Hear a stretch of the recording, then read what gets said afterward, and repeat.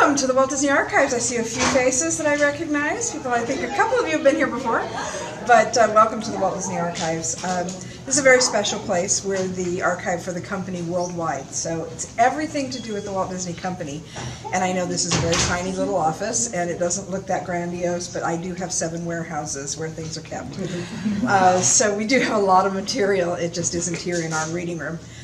This room is particularly used for research, so if we have authors and documentarians and people come inside and outside the company, they come here to do research on Disney subjects, and this is where they sit at tables while we bring things out to show them. We also do a great deal of exhibition in the Walt Disney Archives, and so what we thought would be really fun today is that we're building a couple different exhibitions. This is Mickey Mouse 90th anniversary this year in November 18th. He will turn 90. And so we are working with various parts of the company to create special exhibitions. We will have exhibitions internationally. We have one right now that's traveling through Japan that has a theme of Mickey Mouse. We are also doing some things domestically here in the United States that'll be announced shortly. And of course, we're doing some other things in Asia as well. So you'll hear a lot more about that coming up. Of course, one of the biggest exhibitions that we do at the archives is for the D23 Expo. And this morning when you were listening to Mike in there and looking at the materials that they put out, we have announced that we're doing another archives exhibition. We've done an exhibition for every D23 Expo from the very first one in 2009. It was a very small exhibition up on the second floor. And every year it seems to be more popular and it's gotten bigger and bigger. And so again this year we're going to be doing our expo exhibit down on the show floor. And we anticipate it'll be about 12,000 square feet, which is pretty big. So if you saw the last 2 exhibitions that we did at expos, we did a pirate exhibit last year, all pirate themed. And the year before that we celebrated the 60th anniversary of Disneyland. So this will have a completely different theme. It'll be a new kind of exhibit. We're very excited about it. And unfortunately I can't tell you what it is yet, but we thought we'd bring out our Mickey Mouse things that we're working out and you'd be able to see some of the cool Mickey stuff that we're doing this year. But stay tuned because we will be announcing the theme of that exhibit before too long. So the special pieces that we have here are objects that came from our archives collection. Probably the most interesting things and the most historic things are here on this end of the table. Right there on the table, you get a close-up look if you'd like. That is a cell from Steamboat Willie, from the original first Mickey Mouse cartoon that the public ever saw. And that is the original background and original cell of Mickey and the Parrot from Steamboat Willie. Those are extremely rare. I don't know how much you know about cell animation, but especially in the early days, celluloid was expensive, and so they would do the celluloid cells, they would photograph them, and then they had somebody who would wash it all off. They'd wash the paint off and they'd reuse the cell. And so the black and white cells are extremely rare, and so that's a pretty special one. And it also has the original background, which is also pretty rare. This, though, is probably the crown jewel in here. This is the original script to Steamboat Willie. Wow. So Steamboat Willie came out on November 18th, 1928. It premiered at the Carthay Circle Theater in New York, which is now the Broadway Theater. And this is the script that was written when they made that cartoon. So the drawings are done by Ub Iwerks, who was our kind of first and best animator. And we're pretty sure that the story was typed up by Walt Disney himself. And it was the first use of storyboarding that we know of. They created the idea of drawing the pictures to go with the action. And they did it first in a script, and then they eventually started pinning the sketches up on boards. And that's where the term storyboard came from. That's, of course, used in all manner of media now, from television and films to commercials and everything else. Everything gets storyboarded now so that they can make sure that the storyline works. But this is the very first one. Next to that, this is a pretty special little piece, kind of unassuming little, battered tablet, school tablet, and it's a child's plaything. It came out in 1930, and this is the very first piece of Mickey Mouse merchandise. Wow. This school tablet right there. Walt Disney was in New York working on his Mickey Mouse cartoons and trying to seek some funding and distribution.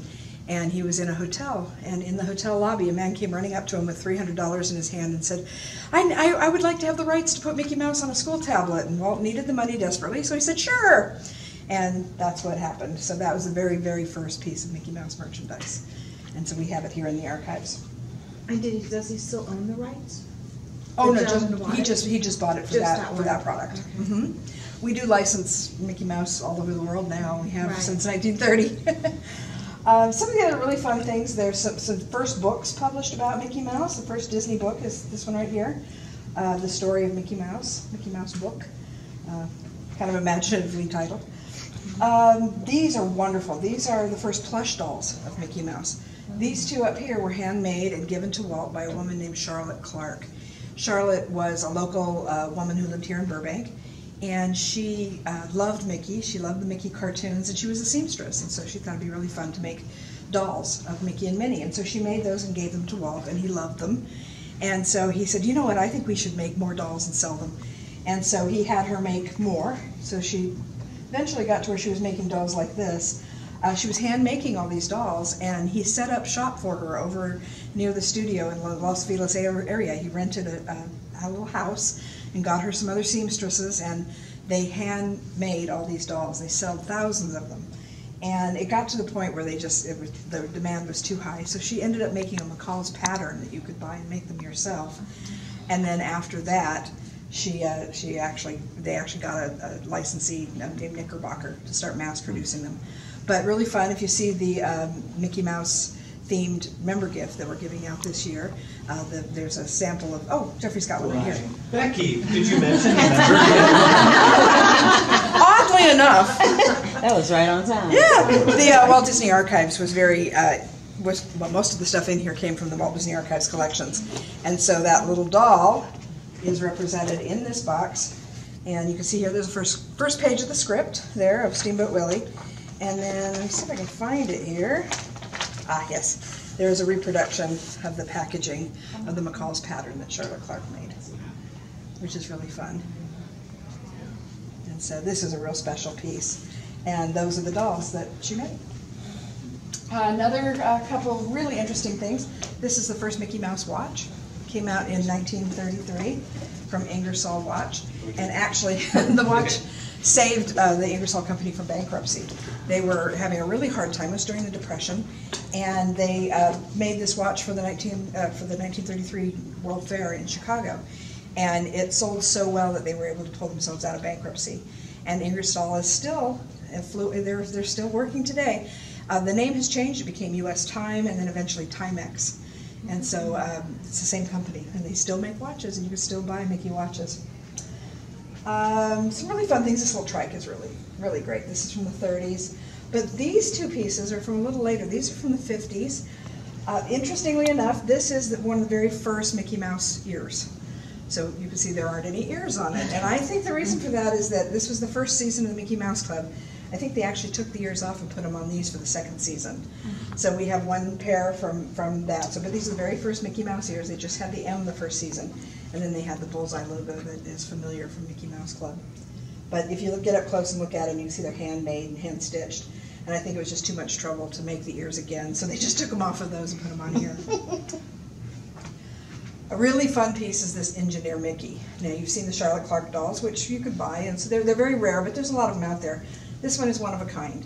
It's a very only Engineer Mickey doll, and it was made specifically for one purpose, and it rode with Walt in on the train for the opening day of Disneyland. And so when you see the footage of Dateline Disneyland, the television show on July 17th, 1955, when Walt steams in for the opening of the park, he's got Mickey with him in the engine, and that's the Mickey. So he's here safely here in the archives. Some other fun things that you might remember from the 70s. I sure do. Mickey Mouse telephone. Hi, Mickey. And then, of course, Mickey Mouse Disco. Who doesn't remember that? And if you don't admit it. Mickey Mouse, This Is My Life. And, of course, from the 50th anniversary of Disneyland, the golden anniversary of Disneyland, this was Mickey's costume. And this is really a fun piece. This is the newest piece in the archives. We just got this a couple days ago. And actually, I'm lying. This is not the newest piece. I'll show you the newest one in just a moment. But this one we got 2 days ago. And this is from Paradise Pier at Disney California Adventure. They have recently remodeled and redone the pier. And so this was sent to the archives to be part of our collection for posterity. But I love the way it ties back to our very first items there. And this, Kelsey's going to help me here so I don't pull it off the wall, is our newest Mickey Mouse 90th anniversary portrait. Isn't that pretty? It was done by legendary animator Mark Henn, who most people, I think he's most famous for animating Belle in the original Beauty and the Beast. He's a wonderful artist, and he did that for Mickey's 90th. It's kind of a, the first portrait there was done in 1953, and that was Mickey's 25th anniversary portrait. Walt Disney had kind of a contest with the animators to see who could come up with the best portrait to celebrate Mickey's 25th anniversary, and the one he liked the best was from John Hench, and so that's the first one we have there. And then for every major anniversary after that, John Hench would do a portrait. Well, we lost John a few years back. He was with the company for, oh my goodness, he was in his 90s when he passed away, and worked for the company for 65 years, I think, something like that. And of course, he's not with us anymore. So for the 80th anniversary, we had a portrait done by Paul Felix, who is the art director of Walt, and has done a lot of Disney animation. And then this year's 90th anniversary celebration, we decided to ask Mark Henn to do it. So that is the official portrait. It's on the cover of our new 23 magazine. D23 has its magazine, and it's on the cover of this issue. And we're pretty proud to have it here as part of the archives, and it fits right in with the other ones. But that's the newest object to come into the archives.